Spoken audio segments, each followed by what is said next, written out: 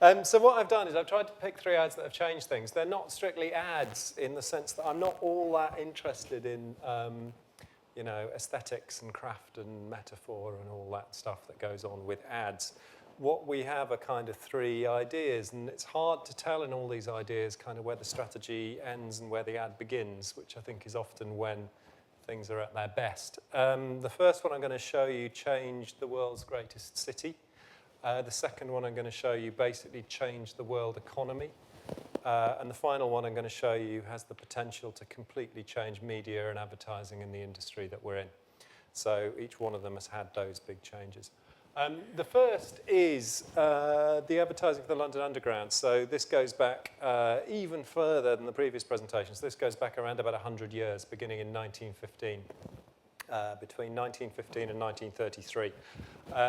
The greatest period for any kind of advertising and any kind of advertiser, in my personal opinion. I'm a huge fan of all the work that London Transport did during that period. Where this story begins is that they were building a series of different railways around London. And the Metropolitan line had a particular area which kind of went out towards the northwest of London. And what you have to do when you're building a railway is, first of all, you've got to own some land.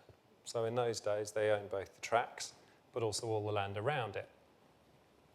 And then they got to thinking, okay, well, what are we going to do with this land? And you build the railway out there, there's not much there.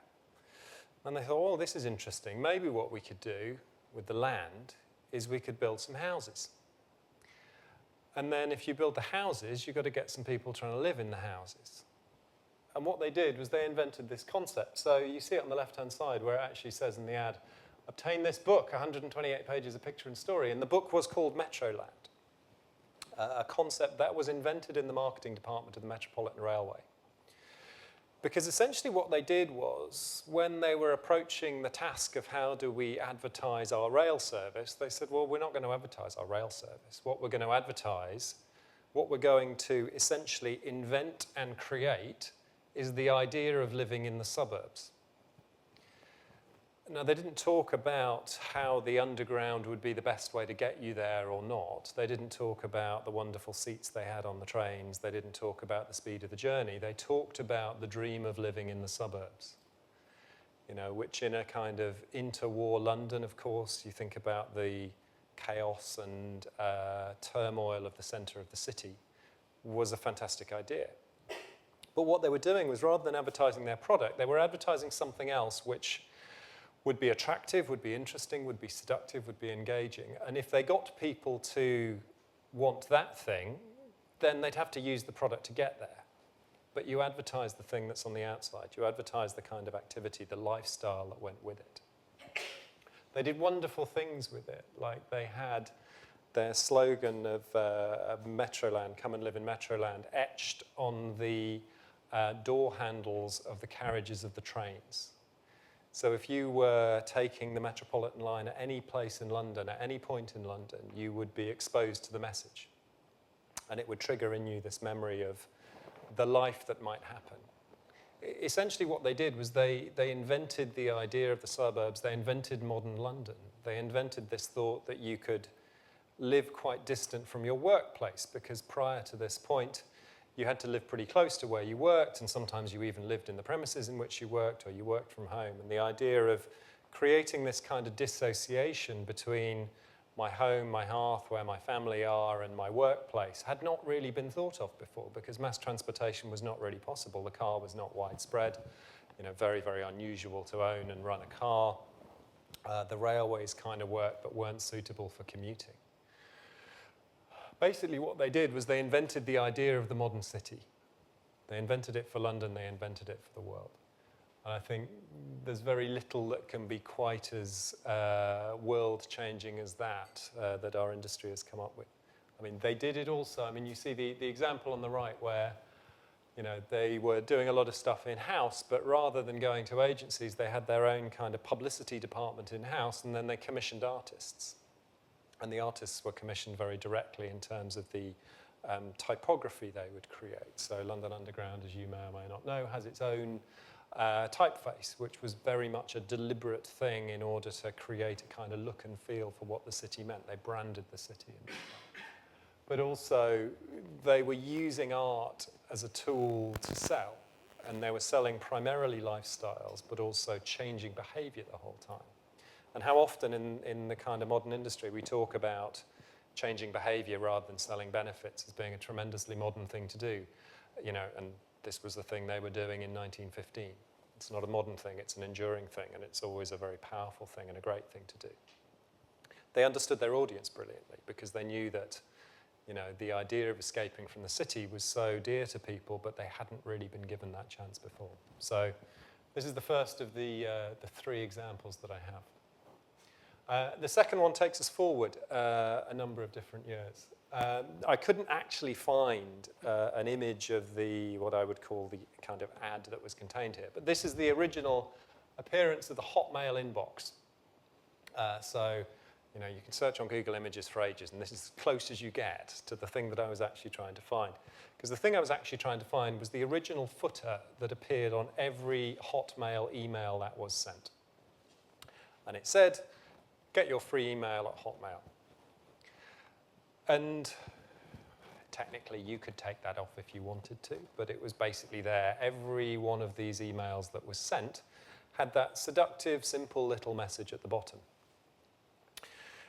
And if ever you've thought of, viral marketing, this was basically viral marketing at its absolute apogee. It was users who were sending messages to one another and became the kind of unwitting carriers of marketing messages, because every email that was sent on Hotmail essentially recruited someone else.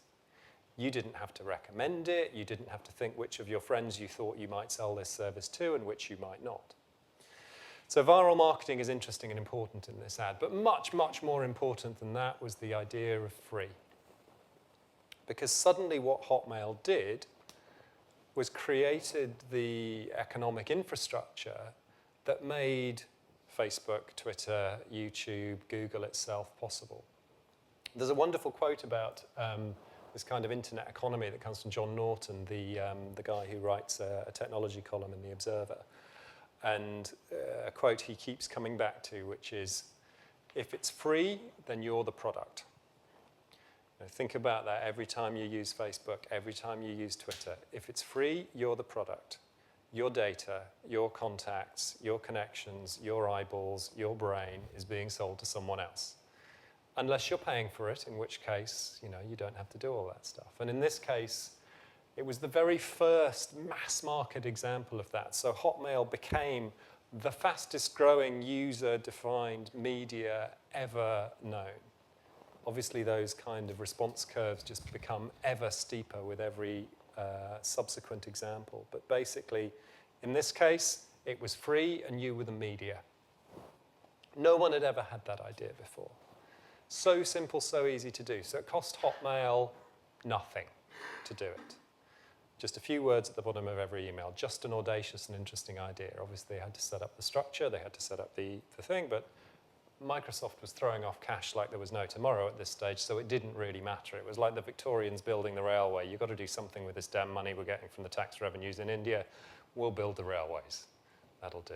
And in Microsoft's case, we've got to be something interesting with all this money that Windows is throwing off. What if we set up a free email system? And as I say, the thing that comes in behind this is basically the foundations of the economy that we live with today. All of those internet giants and what they do created that sense of free as a profitable thing. Now, if we've learned anything through this evening's work, it is pertinent to my third thing, which is, if a still will suffice, don't try to play the video. So I'm going to stick with a still, because you've all seen this. So this is Red Bull Stratos. Brings us right up to date. So we've spanned our 100 years now, because this brings up to 2012, almost 100 years. So the live broadcast of the Felix Baumgartner's Red Bull Stratos thing from the Edge of Space. Who's seen this film on YouTube at some point, some version of it? There we go, marvelous. So you all work in the advertising and communications industry. So by watching this, you've sown the seeds of your own destruction. So great job. What this did was essentially say to the world that YouTube was a live broadcaster. and that brands could use YouTube as a live broadcaster and completely bypass every conventional media channel. So it wouldn't need to pay for space. It wouldn't need to pay for that. You could just access this. You know, you can work with YouTube. You can choose to give them some money to promote your film or not. But basically what's happening here is the audacity and wonder of the idea that Red Bull partnered with Baumgartner to creates its own audience to a large degree. And then popular things become more popular. That's how the internet works. It's free again, so it echoes back from the Hotmail example before. But crucially, what this is beginning to show you is a little glimpse into the day when we can't buy people's attention anymore. The more often this happens, the more popular, the bigger that YouTube becomes, the bigger the screens that it gets shown on, the more pervasive it becomes, is giving us a glimpse into the moment when the broadcast TV model doesn't work any longer. So you're not ThinkBox anymore. You don't need to step in here and advocate the paid-for TV advertising model, which is still the best way to reach mass market audiences in the UK. So if you were there, if Tess were here, I'm sure she would be pleased I said that. But YouTube has bypassed that. Now, what does this mean? You know, if you're not completely terrified by this, then you've missed the point a little bit. You should just stop and think about this. So people go, no, this is fine because brands will become broadcasters just like Red Bull. That's okay. And you go, okay, yes, maybe that's the case. How many do you think might become broadcasters in the world? Maybe 10, 15. You know, have we got more than 10 or 15 brands represented in this room in terms of the brands you work with? I think we probably do. Think back to the data around the number of apps that people use on their smartphone, and I think you get to, if you're not on the first screen or so, people will regularly maybe use about 8 or 9 different apps. So I would say probably overall we might get to 8 or 9 different brands being broadcasters. What the hell does that mean for the rest of them? Because if the broadcast TV model collapses, it means that ITV won't exist anymore, Channel 4 won't exist anymore, Channel 5 won't exist anymore. Sky might exist on a subscription model, but they won't be showing very many ads. And then you're competing with those guys. You're competing with the Premier League. You're competing with all of the Hollywood movie studios. If you're Red Bull, you might be okay. You know, if you're running the marketing at Sainsbury's and you make some really smart investments in food recipe content, you might be okay. What do you do if you Sillet Bang? You know, what if you do if you're Andrex? You know, what do you do if you're one of these other brands that maybe needs to reach those audiences? Because if this kind of thing continues, then we need to think really hard about that. So this is the final example, which is the ad that ultimately might change our industry completely. As I say, I've kind of given you a book, some words at the end of an email, and a live broadcast on YouTube. I think they probably all work with the broader definition of advertising, but I think they've all definitely changed the world. So thank you.